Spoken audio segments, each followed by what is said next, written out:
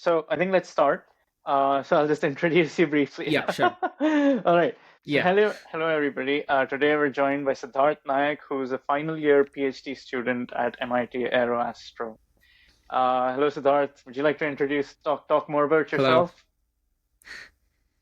Yeah, so I'm doing my PhD here at MIT, and my research is mostly focused on robotics, specifically multi-agent robotics.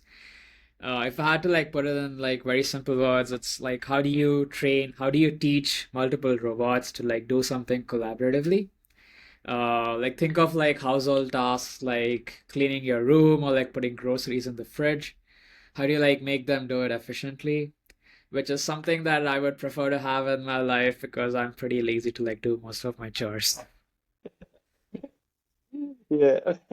All right. Well, considering that, I think we should segue into the topic of perseverance and values from Yeah. sports. So, like, would you like to talk about your life as a graduate student at MIT and how that changed, and any misconceptions that you'd like to address about research students? Yep.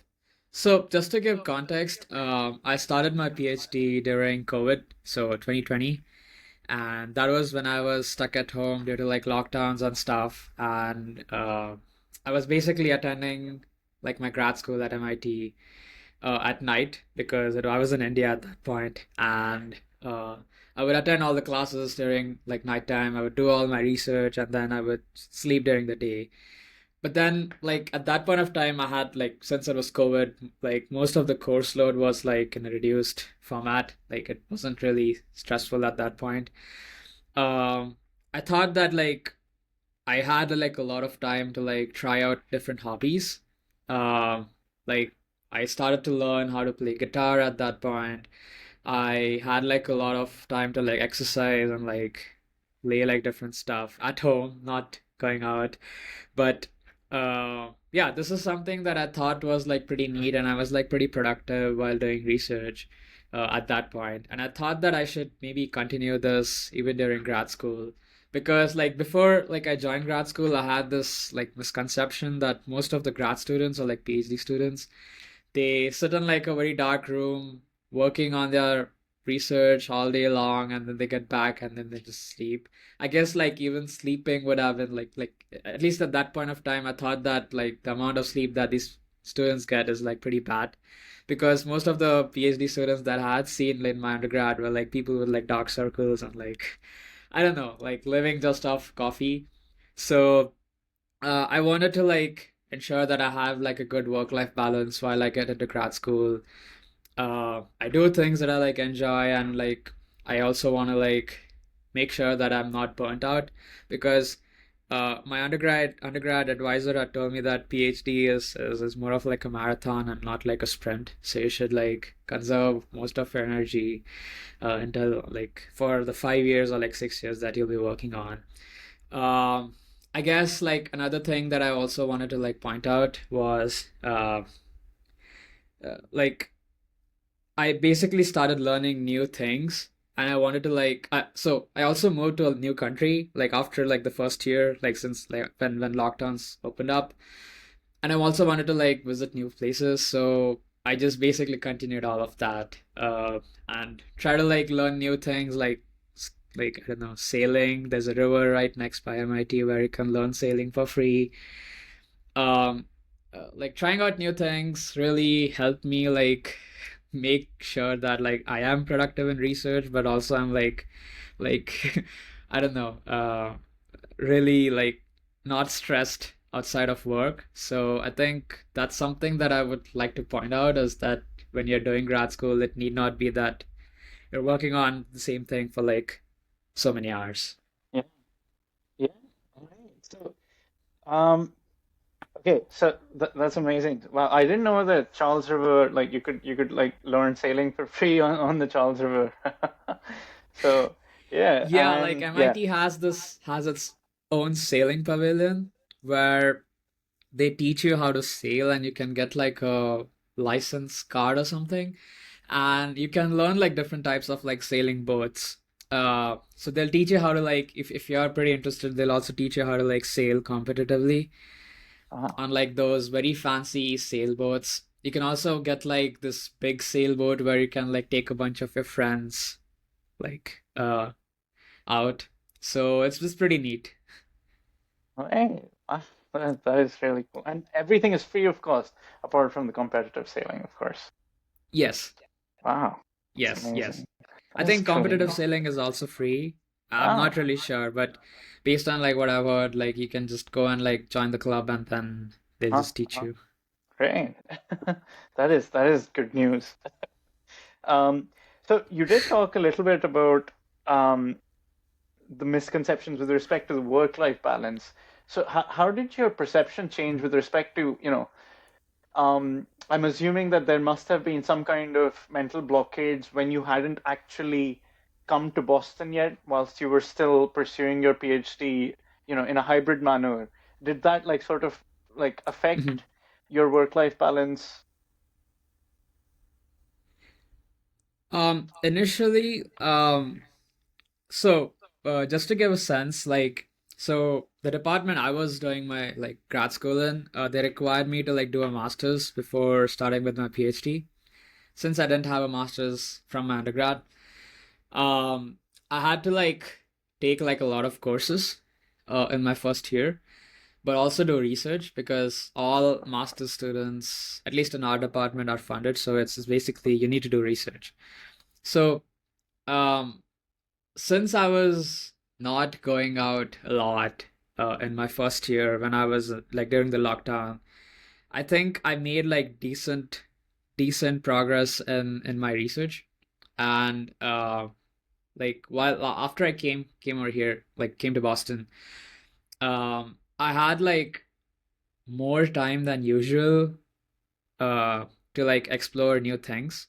Quite similar to like how it would have been if I would have just been like a first year student. Like you have like a lot of these orientation events for like first year students whenever they come here. So it was quite similar to that. I had like a lot of time. Mostly because like I had way too much time to like work on research and like work on classes during COVID. So I think like it there wasn't like a big difference as compared to like me being like a new student as compared to like me joining as a first year like second year grad student in person at Boston, because I think I had like equal amount of time, if not Ah, more.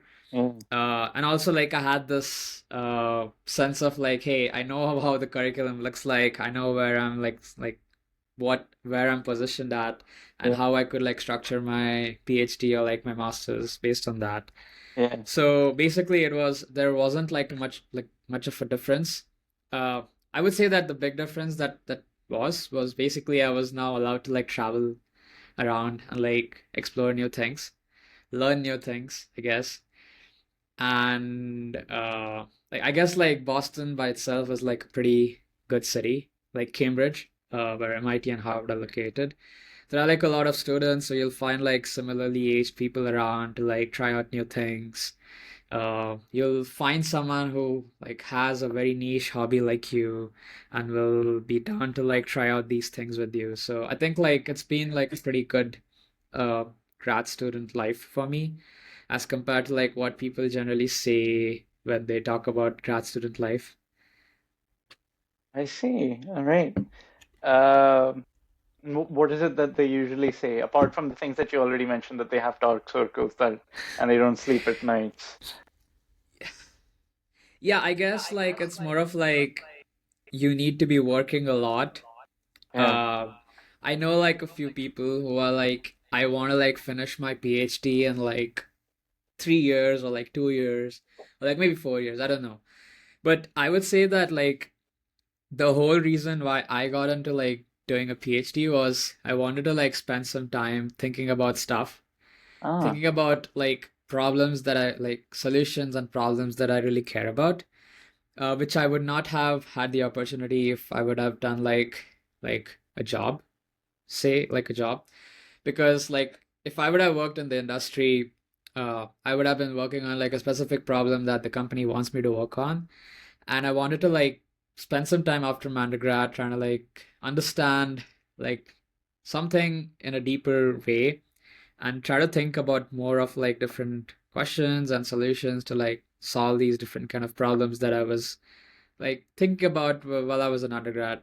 So just to give a context, um, like I was okay, so the whole reason there were two reasons why I got into like engineering. The first one being like my dad is mechanical engineer and he used to like work at a car company, like designing stuff, building stuff. And he used to like explain like a lot of these car concepts to me, like how does like an engine work or like how does the gear system work. And that basically like motivated like like the intrinsic curiosity within me to like understand new stuff in like a more detailed fashion and try to like infer like how does this work. So every time I see something mechanical, I get pretty excited like to understand how does it work. So that was like the first reason why I wanted to like learn more about uh like engineering in general.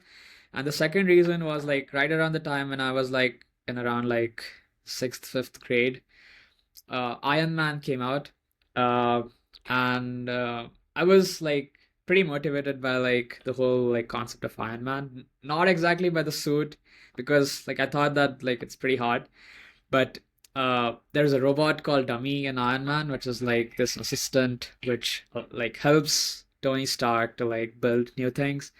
And even in the movie, it's like pretty bad. Like it fails to like do a bunch of like things.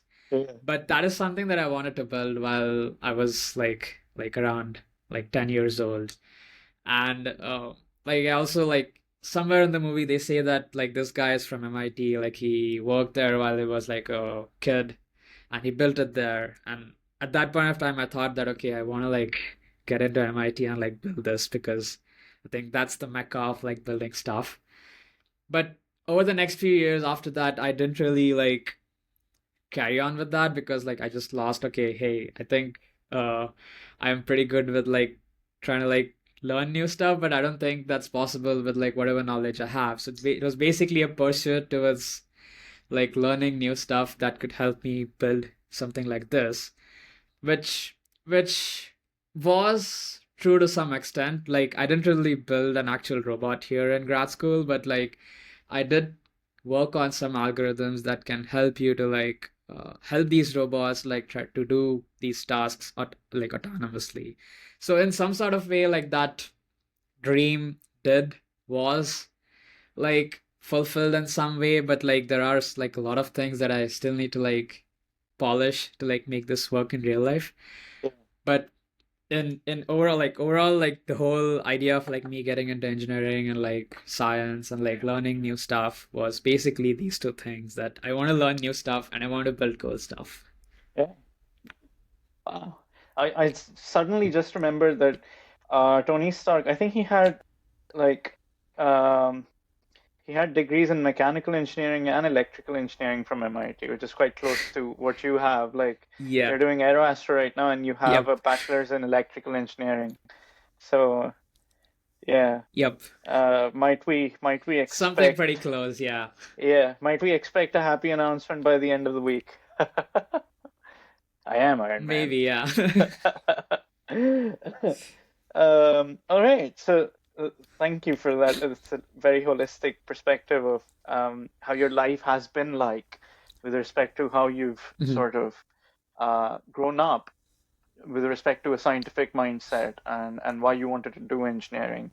Mhm. Um, Now, obviously, um, the these kinds of inspirations like sort of draw you out, like draw your uh, strengths out in other fields as well. And you said that because you joined, societies in which you were learning new musical instruments, that's partly what inspired your Mhm. research interests as well. Would you like to talk about that? Yep. Yep. So when I was like a kid, my grandfather like used to teach me like Indian classical music. So that's how like my musical interest started. At that point of time, I didn't really like music because it took up on like some of my playing time. So I used to like play a lot. Like I used to love playing like different sports and like things. Yeah. So at that point of time, I used to like hate on like these music classes that I had to like go to like learn new stuff. But like it did really instill some sort of like liking towards like learning new things. So again, like if you're like learning music, you're basically using some sort of like it's basically a creative process where you combine like a few notes and you get like music out of it. If you combine like a few chords, you get like the whole composition. I mean, there are like quite a few different like nuances that you need to like. I'm not saying that music writing is pretty easy. Like you just combine a bunch of chords, but on like a high level, it's quite similar to that. Um, Even in like my research, if I had to like say, it's like all of my research is basically you combine like a few different ideas, think of like bigger idea that you can like build with these smaller ideas, based on like whatever people have done before, and then that's a new thing. Like all like if I had to like say something, all of the research that's been like carried around in the world is basically people building off stuff that others have built on before. So I guess like it could be as like straightforward as using Newton's laws of motions, or it could be like maybe building off like a really super intelligent system which is built on like some like neural networks or like something that people have worked on before. So what I'm trying to convey here is that you're basically building off of stuff that everyone has built before. So coming back to the topic of like music and like sports, um, so I used to play like a lot of sports and like mostly like team sports. And like I would like to point out like one aspect in which my like all of these experiences have helped like a research idea. Uh, so I would probably like to talk about the research idea first and then talk about the creative experiences that I've had before and then like make a connection. So the research I am working on right now is something like this. So consider like you have these multiple robots. They are trying to solve like a task collaboratively. So it could be like maybe cleaning a room or like cleaning a house. So if you as a human being were working in a team, you would basically have just like the view of your own room. Like if you are in like the living room, you would just see the living room. You don't really see like other places in the house. If there's another agent, like another robot in like another room, they would say that, hey, I'm in the kitchen. I see like these things. I want to like clean all of this. Now, it would be possible that for you to like clean the living room, you need like a mop or like maybe like a brush or like vacuum cleaner, and you don't really know where it is. Now you need to find where the vacuum cleaner is. And you don't really know where it is in the whole house, right? So it could be possible that one of the robots in your team notices that there's a vacuum cleaner in the closet near the kitchen. They could say that like I see like a vacuum cleaner uh near me and like you can come and like pick it up. So you're basically communicating your intents to the other agents based on your own observations, right? And your actions, like agent that's in the living room, is conditioned on what the other agents are looking, also what the own robot is looking at, right? So um if you are training like so the paradigm that I work on in my research is reinforcement learning. um just to give context, what reinforcement learning means is you have like if you want to learn something as a human being, like let's take a kid for an example who's trying to learn how to walk. There's no one telling that kid that, hey, you need to like place your leg at this particular angle at this particular position. Like parents don't do that. The kid basically tries out like a bunch of different things. It fails initially like a bunch of different times, falls and like tries to like learn from it. But the thing that like speeds up this whole process of like learning is basically parents' feedback. So if you're doing like the right actions that lead to like the process of like the kid walking, the parents give like, hey, that's good, like they'll like cheer them up, and that basically gives like a positive reinforcement, and then they would try to like do more of those actions. So in this whole setting, the parents giving feedback is more of like something called reward, where you're rewarded to like perform good actions that lead to like the objective that you're trying to solve. And the baby is the agent. The agent is basically performing actions, which is like moving their legs and hands in like particular like angles. The state in this like reinforcement learning setting, where like, there's something called a state. The state is basically the baby's like joint angles. I mean, not joint angles, like knees, like shoulder, like all these different angles and like what position it's at and everything. And they like it's basically an amalgamation of this where the agent is trying to like perform a few different actions, learn by its like it's basically learning by trial and error. It's performing a few different actions, it's learning something from it, and there's some sort of like weak feedback that is given by the parents that says that hey, this is good, this is bad. And reinforcement learning is basically how do you like make like autonomous agents learn these things without having like supervision.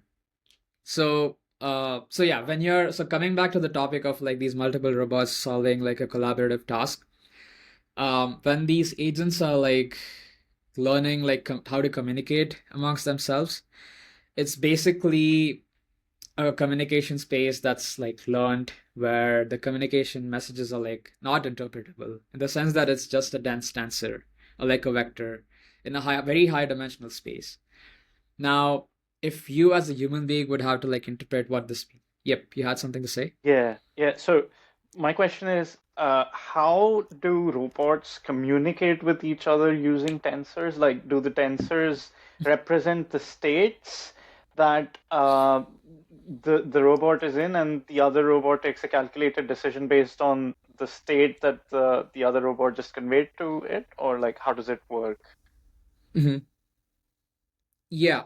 So that's a good question. So what people have done before is everyone shares their own like images or like observations or states, and you send that whole state as the input. Now, if you're looking at like more of like a visual input for these robots, where these robots have like eyes and they're like looking around and they capture like images through a camera. If you're sharing this image, there's like a lot of information in this image, right? Because like if you're looking at a very cluttered scene, there's like dustbins, there's like beds, there's like maybe a lot of bags and like a lot of trash. You don't really need to send all of this information to like everyone, right? Now, if you Yeah, consider like maybe hundreds of like these robots and everyone is sharing like these images, the communication that like any of these agents would be getting is its own observation and like maybe 100 other images from like everyone else, right? yeah, yeah, Now, like if you had to like make a decision based on if you as a human being had to like make a decision based on what you are seeing and like 100 other images, it's pretty hard to like learn something, right? So a good way to do it is basically compress this like image or like observation or like state to like some smaller dimensional vector, which basically encapsulates most of the information that's necessary for these agents to like perform actions. So that's the communication message that's being sent. Now, if I am sending a message based on my observation and I see like a vacuum cleaner, a bed, a sink, and like a bunch of different objects, the only relevant thing that like one the agent in the living room is concerned about is the vacuum cleaner, right? So I would only send information about the vacuum cleaner to that particular agent. So this vacuum cleaner by itself, like if you're learning it, like if you're training like a reinforcement learning model from like in an end-to-end fashion, this is basically represented as a dense tensor, and it's not interpretable for like a human being to understand what this dense tensor means. What I mean by a dense tensor is this image or like the observation is represented by a very high dimensional like a high dimensional vector, which could be like maybe like 50 or like 100 dimensional vector, right? Now, um, you don't really know like what this 100 dimensional vector means, right? Because us as human beings can only like visualize 3D vectors. That's all. We yeah, can't yeah. see anything more than like 3D. True. Yeah, So, um, the research that I'm like carrying out here is can you translate this dense tensor to like natural language, right? So you're trying to infer what other agents are like sending to you. uh, based on like whatever observations you are like taking and like whatever task you're trying to solve. Now, the connection of this to like my prior experience is that when you work in like a sports team, like a team that's like trying to like like play strategically, the like if you're playing like maybe football or something, you would have like your own communication that like you would like move your collar like this to like perform like a particular like tackling move or like something like that. And now if like a new player comes into the team, they won't be able to understand what this means. So the whole idea of like this communication being like pretty encrypted is that the other teams do not really understand what this team is trying to like perform, right? So if you have like a new player getting added onto the team, they won't understand what it is. So I guess like this is quite similar to like if you're like playing in a band and you're jamming with like a few people, you would signal like you would give some sort of like a signal to like say that okay, now I'm going to perform my guitar solo. After this, you would do like this drum part. If it's like more of like an improv kind of session, right? So you have like these particular signals that you give, and it's not generally interpretable for like someone new that's being introduced in this team, right? Now that's quite similar to like what my research is, where if you replace like one of the agents in this like multi-robot team with a human being, they should still be able to understand what these robots are communicating and try to like take actions based on that.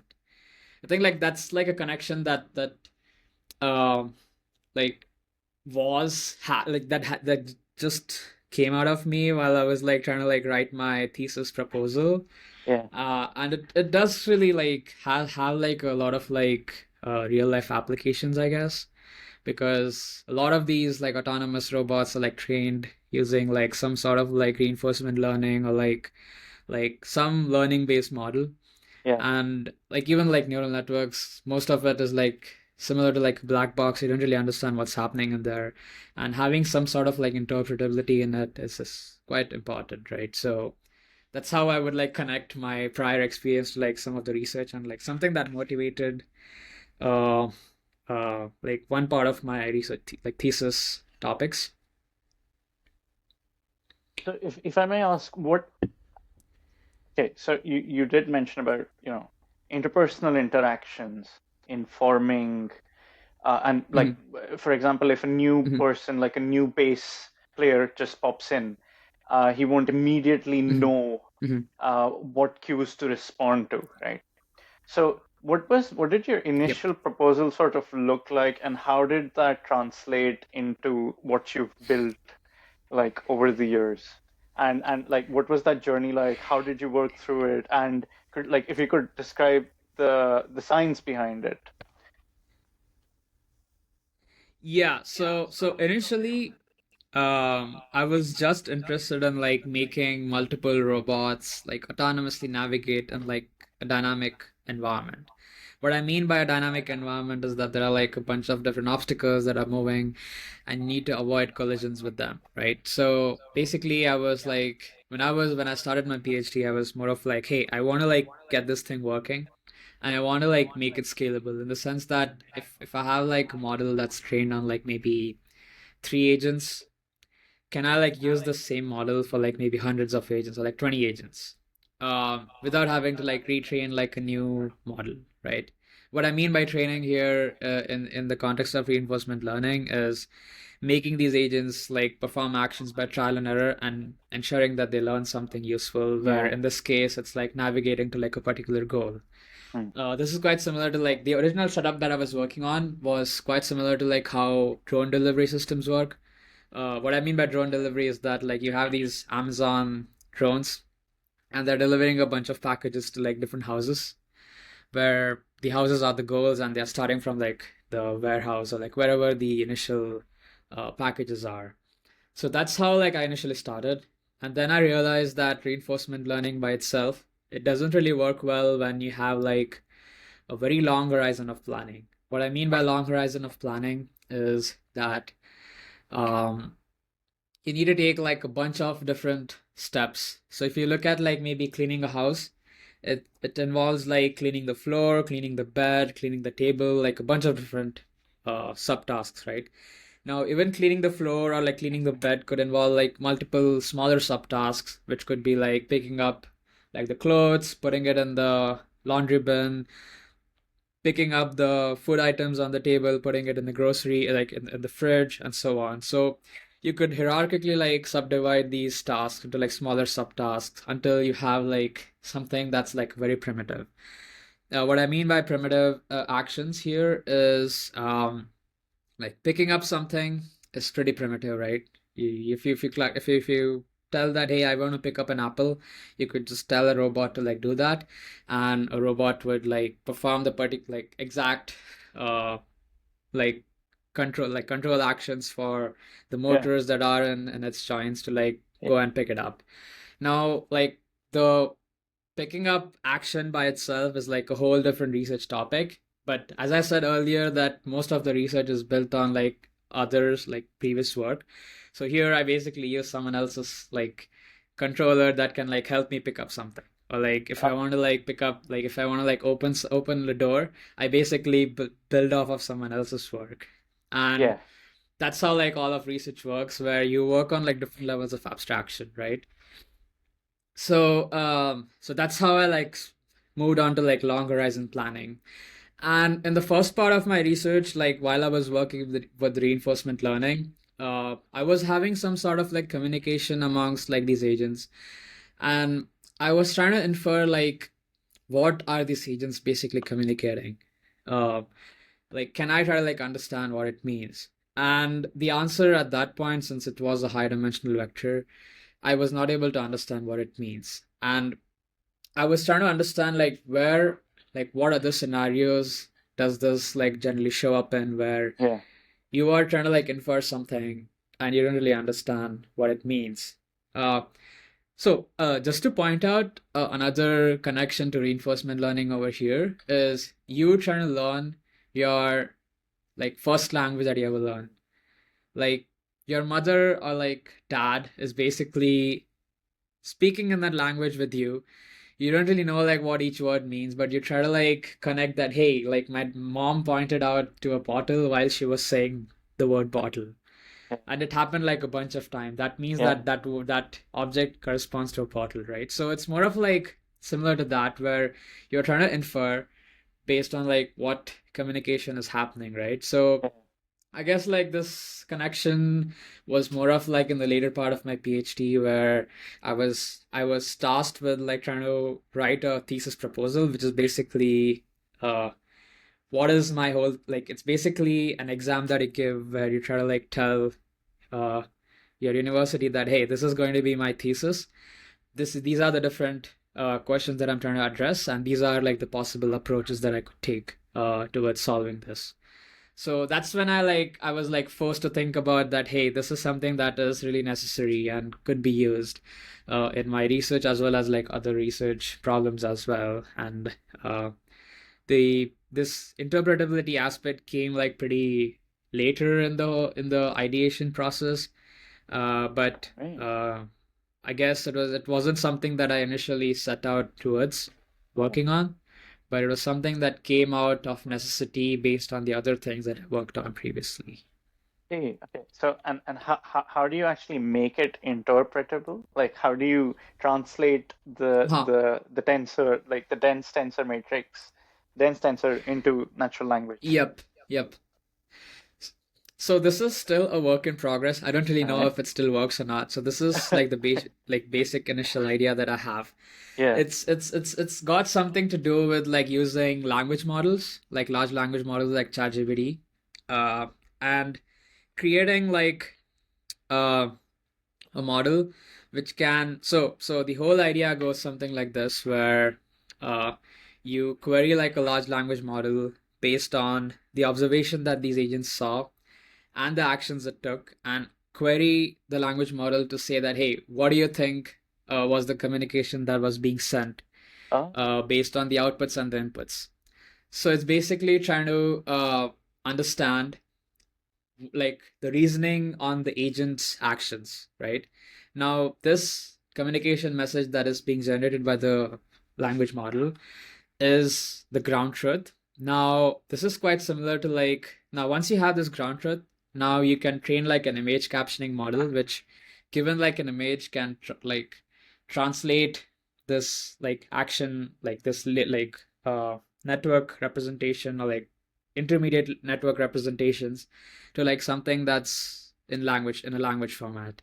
Yeah, Um, to be honest, like I'm not really sure of the like exact details on the things that would work or not work, of but the course, overall idea is something like this. So I'm like, of it's course, basically I am still working on this of course. thought and trying to like make it work.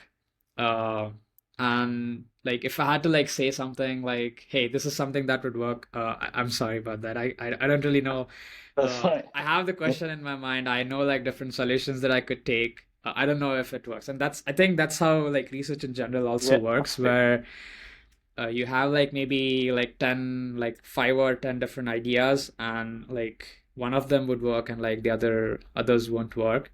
And it's a matter of like the more experience you get, the accuracy or like the true positives of like your ideas being really good gets better with like intuition.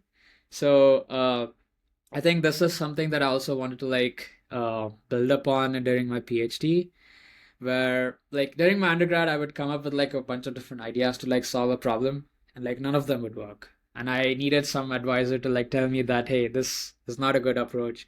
This is not a good approach. Maybe try an idea that I am like telling you how to do it. So that was more of like an advisor telling you how to do research. And over the course of my PhD, it's been more of like me trying to figure out different solutions and trying to like I would say that the whole point of doing a PhD is like two different things. One is like gaining mastery over like a particular like niche topic.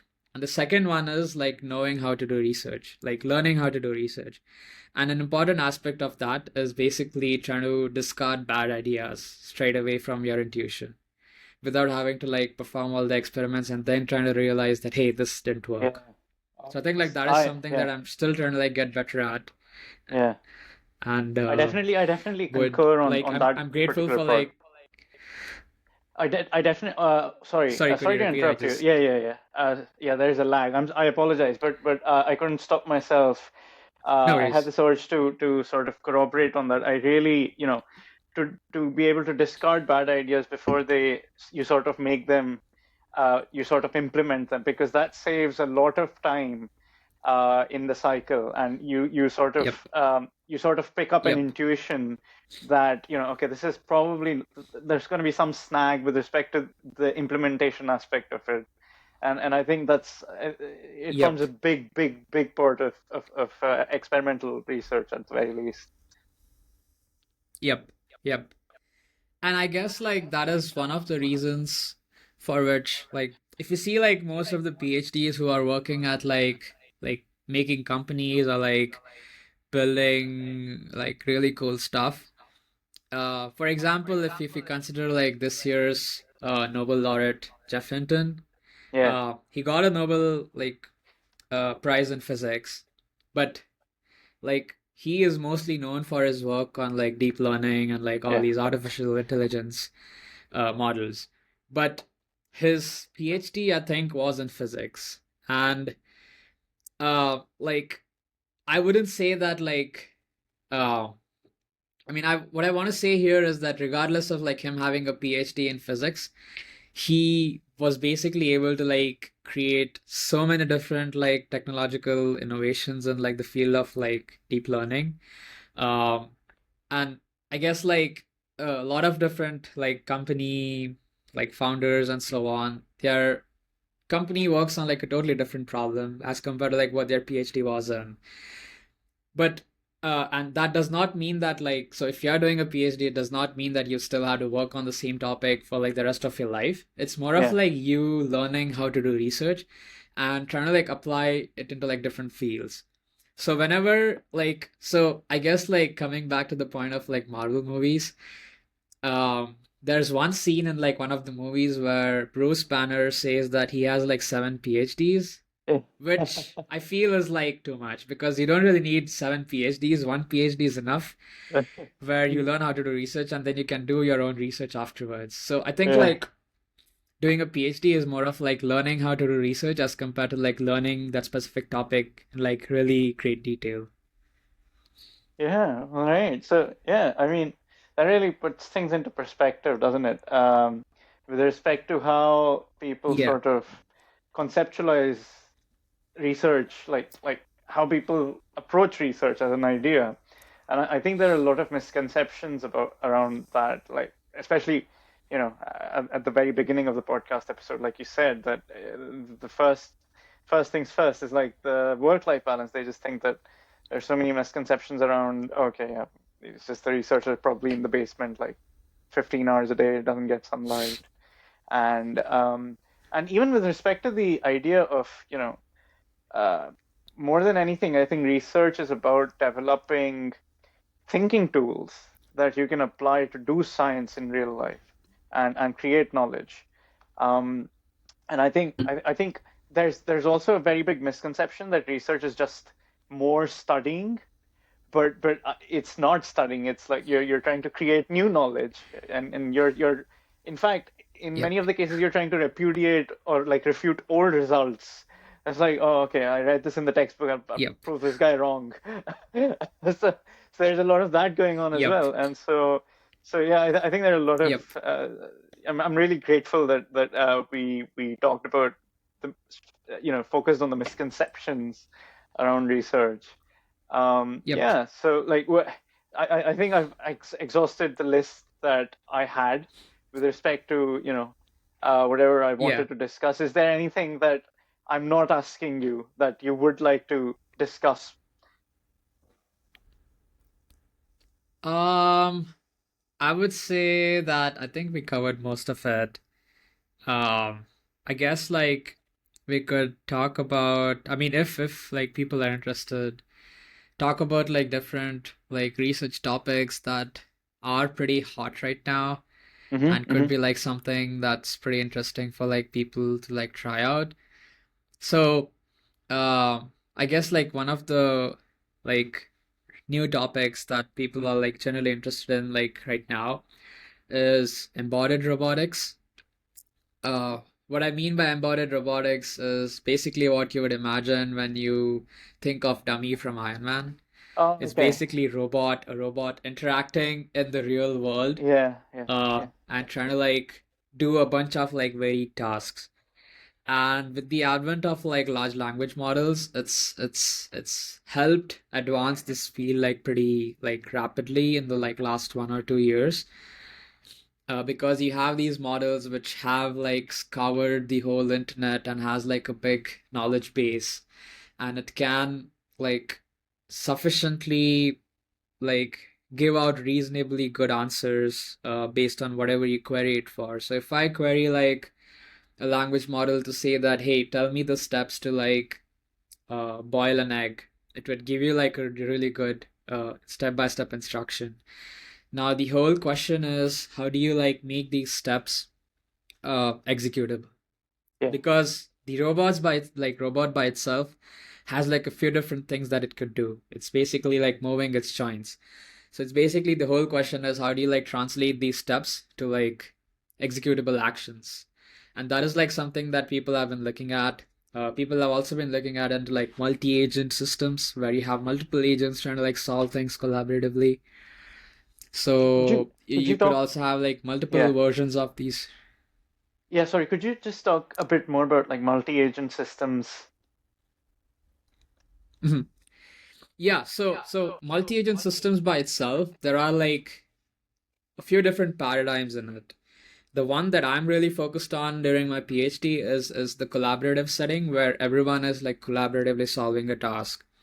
Now, there could be scenarios where like there are a bunch of robots from like few different companies. Like I have like maybe Google trying to like implement their own robots in this real world. Imagine like a future where you have like these different robots. Yeah, Now I have like Google's robots employed for like a task, and there's also like Amazon's robots in there, and like maybe put in like maybe one of your favorite startups robots in there, right?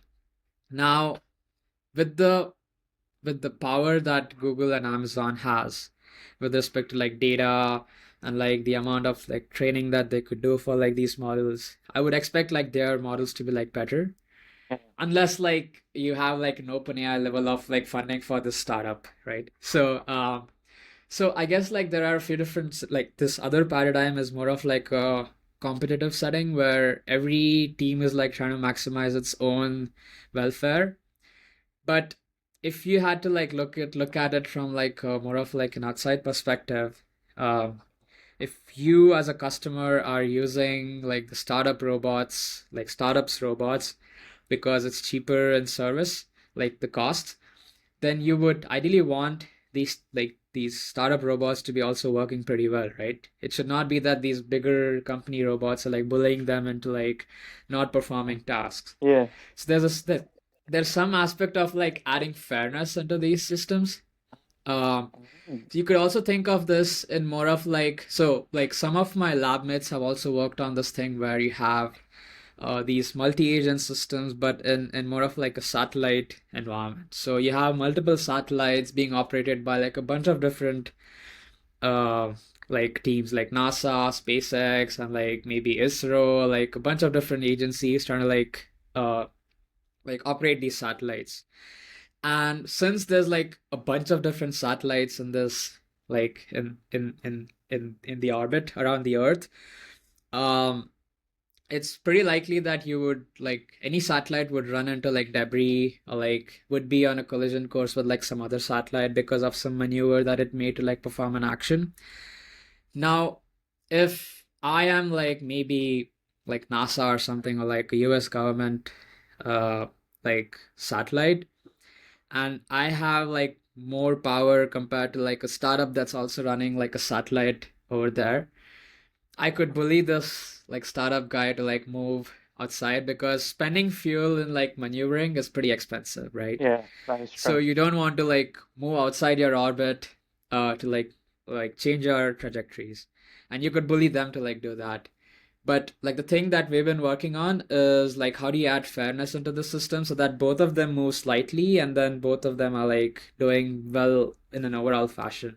I So see. that's like one thing that we're looking at is like a competitive setting where like you have different teams and different teams are like trying to solve for like their own objective like welfare, but there needs to be like a centralized thing where there's some monitoring happening that Yeah. makes sure that there's no monopoly of like any one of the any of the companies. So that is like one thing that we're looking at, and is also pretty interesting for like a bunch of people because especially like governments because they want to ensure that that there's not a monopoly of like a Yeah. single entity. Yeah. There's also a setting which is like cooperative competitive setting which is called competitive, where you can decide whether you want to cooperate with someone or be competitive based on how much does it help you or how much does it help or the overall like scene. So it's more of like you trying to like switch teams in between, and how do you like perform actions in these kind of settings. So these are the three different paradigms where like people are interested in multi-agent systems. Yeah. If I had to like classify multi-agent like research on like an overall like put it under an umbrella, I would say that it falls under like game theory. Yeah. I don't know if like so game theory is basically trying to understand how should I perform actions based on what my other like what the other entity thinks on.